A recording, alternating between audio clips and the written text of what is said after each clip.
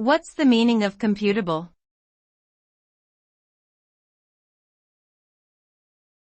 Computable.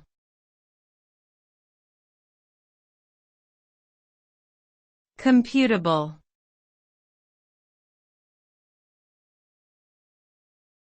Computable.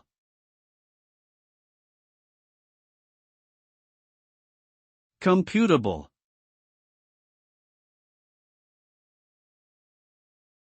In computer science, computable refers to a problem or function that can be solved or computed algorithmically by a Turing machine. Put simply, if a problem or function is computable, it means that there exists an algorithm or program that can solve it within a finite number of steps. This concept plays a fundamental role in the theory of computation and has been used to explore the limits of what can be computed by machines. In summary, a computable problem or function can be solved using an algorithm or program within a finite amount of time.